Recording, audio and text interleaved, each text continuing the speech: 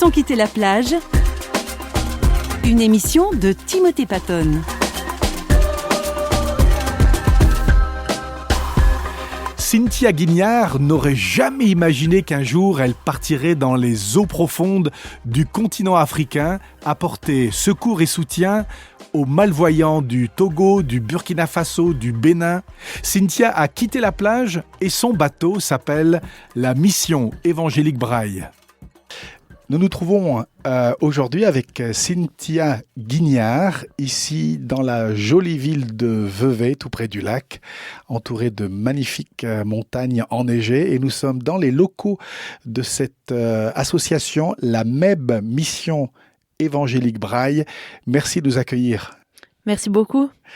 Vous êtes membre de cette équipe formidable qui a vraiment à cœur les malvoyants, ceux qu'on a souvent oubliés même au sein des églises. Vous êtes né dans un foyer chrétien, vous avez été élevé dans la foi chrétienne. Ça s'est passé comment pour vous ? Oui, c'est vrai, je suis née dans un foyer chrétien, mais peut-être un foyer un peu particulier, avec un père protestant et une mère catholique. D'accord, oui. Et chacun avait gardé ses valeurs, je dirais, de confession. Et puis, j'ai eu la chance de grandir dans un foyer avec beaucoup de liberté, où la foi n'était pas une pression. Et je crois que c'est aussi des valeurs que je retrouve ici à la MEB, d'œcuménisme et de respect de chacun. Comment on finit à la MEB dans cette mission absolument extraordinaire ? La porte s'est ouverte comment pour vous ? Je suis de Vevey et je suis venue à la MEB la première fois quand j'avais à peu près 8 ans, avec les scouts. Où on pouvait venir voir qu'est-ce qu'était le braille, parce qu'à cet âge-là, souvent, on ne sait même pas ce que c'est, qu'il y a une écriture pour les aveugles. Et puis, ensuite, j'ai plus vraiment entendu parler de la MEB, ou disons, j'ai pas eu l'occasion d'y revenir, jusqu'à qu'ils cherchent quelqu'un pour la coopération au développement.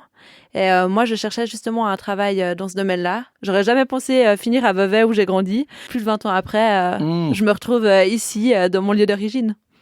Et votre rôle alors ici à la MEB, c'est quoi ? Je suis responsable du secteur coopération au développement. Ça paraît des mots un peu compliqués, mais en fait, c'est pour tous les projets d'intégration qu'on met en place en Afrique francophone. D'accord, donc la MEB est installée ici en Suisse, mais elle a beaucoup à faire à l'extérieur et en particulier sur le continent africain. Exactement, on travaille avec des organisations sur place, des sortes de petits comités qui se sont mis en place pour servir les handicapés de la vue en Afrique, dans leur lieu.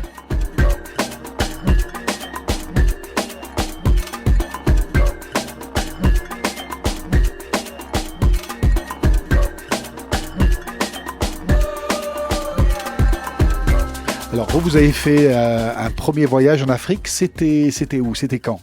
C'était en octobre au Togo, où on a été rencontrer un futur partenaire. Et puis, c'est vrai que c'était une expérience enrichissante pour moi de découvrir le continent africain. Le rôle, c'est parti d'une personne, en fait, d'un pasteur qui avait à cœur de servir les handicapés de la vue et qui en a rencontré plusieurs de l'université. Et finalement, c'est tout un groupement, je dirais, d'une quinzaine de personnes, voyants et non-voyants, qui ont décidé d'offrir des services pour les handicapés de la vue. Donc, que ce soit au niveau de la diffusion de la parole, que ce soit des activités de chorale ou plus tard, ils aimeraient peut-être mettre en place des activités d'agriculture. Alors, les églises au Togo ou les autres églises dans les autres pays d'Afrique, quels sont leurs regards en 2015 par rapport aux malvoyants ? Est-ce qu'il y a un regard d'amour maintenant, d'acceptation ? Est-ce qu'il y a des progrès au fil des dernières années ? Ou est-ce que encore, un petit peu comme les lépreux du temps de la Bible, est-ce que les aveugles sont encore un petit peu mis à l'écart ? Bon, je dirais il faut replacer ça dans la réalité du continent africain. Les handicapés de la vue subissent encore une grande discrimination. Bien souvent, ils sont cachés. Je veux dire, ils sont pas mis au grand jour. C'est l'enfant laissé un peu pour compte de la famille. Mais c'est vrai qu'on voit quand même une évolution à ce niveau-là. Et les églises jouent un rôle, notamment de sensibilisation. Je prendrai un exemple, ce serait d'avoir un handicapé de la vue qui vienne une fois lire la Bible ou qui soit dans la chorale. Directement, c'est toute une population qui est sensibilisée à cette problématique et qui réagit aussi positivement dans le regard de la société.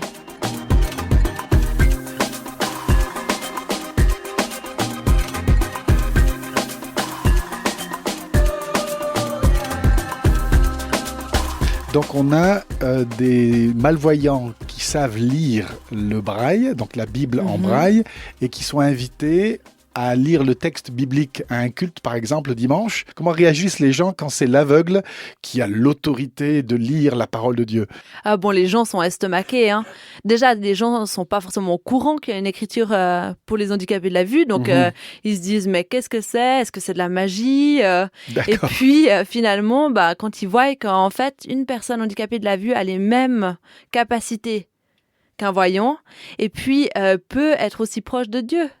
Enfin voilà, il touche la parole, il a cette relation directe avec Dieu. Je crois que ça touche beaucoup les gens. Je dirais on a un autre rapport, et puis c'est vrai quand ils ont la possibilité d'avoir cette parole à portée de main, je pense que ça fait des grands bouleversements. Où donc ce deuxième voyage? Ce deuxième voyage, c'était en décembre au Burkina Faso, et c'est vrai il fallait quitter le confort parce qu'il y avait une poussière immense, et même pour les gens sur place, ça devenait handicapant. Mais c'est en même temps des rencontres fabuleuses. J'ai fait 2 semaines à sillonner le pays parce qu'on est dans plusieurs régions et souvent dans de la brousse, dans des régions assez éloignées. Et c'est vrai qu'on peut voir des développements même tout petits, mais qui changent la vie de ces personnes.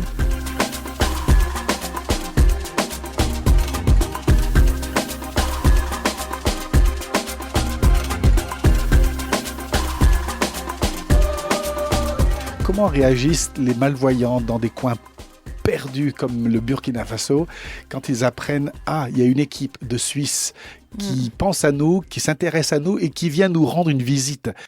Leur réaction? Bon, ils sont très honorés. Je vous prends un exemple. On était à Tchébélé, qui est en fait l'ancien royaume au Burkina Faso. Et puis, on passe la journée là-bas à visiter une école qu'on a mis en place.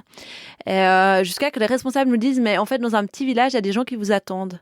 On monte là-bas en haut, donc de nouveau, vraiment dans la brousse. On a cru que le bus y arrivait jamais. Et finalement, on arrive là et il y a une 30aine de personnes, si c'est pas plus, qui attendent en fait depuis 8h le matin parce qu'ils savaient pas quand on allait arriver. Et nous, on était au courant de ça qu'à 16h, donc on arrive et en fait, en partant, on se dit qu'est-ce qu'on peut faire? Et on dit on va au moins payer le repas parce qu'en fait, ces gens attendaient depuis 8h du matin sans manger qu'on vienne. Et ils étaient juste reconnaissants, je crois, d'avoir des gens qui s'intéressent à eux. En fait, c'est vrai, c'est un témoignage par l'exemple, c'est aussi de dire au reste de la population, nous, on va s'intéresser à ces personnes-là qui sont justement rejetées. Dans vos voyages, justement, ce voyage au Togo, au Bénin, au Burkina Faso, est-ce qu'il y a des gens comme ça qui sortent du lot, des héros aveugles? Est-ce qu'il y a des gens comme ça qui vous ont marqué, des Africains qui font la différence en ce moment sur le terrain? Oui, alors j'ai eu l'occasion justement de voyager quand j'étais au Burkina avec Lucien Aré, qui est un aveugle, mais qui a perdu la vue suite à un accident de moto. Après un temps de difficulté assez forte, il a décidé de s'investir dans le domaine du handicap, en faisant notamment une imprimerie, mais aussi en traduisant la Bible en écriture morée en braille, donc la langue vernaculaire, la langue parlée sur place, et en ouvrant une école pour les classes primaires pour les enfants handicapés de la vue, qui s'appelle Siloé, qui est à Ouagadougou.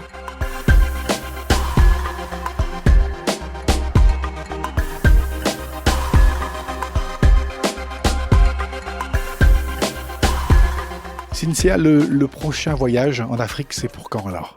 C'est pour ce septembre au Bénin, où on fait une rencontre avec tous nos partenaires africains qui ont l'occasion pendant une semaine de se réunir, d'échanger, de partager leur expérience et puis aussi leur foi. Et vous partez pas toute seule, non, dans ce voyage?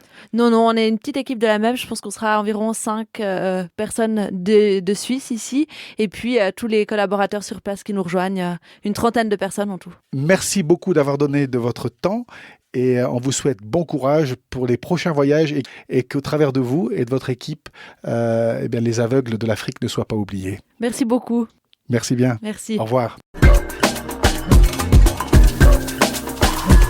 Ils ont quitté la plage vous a été proposé par Parole.fm.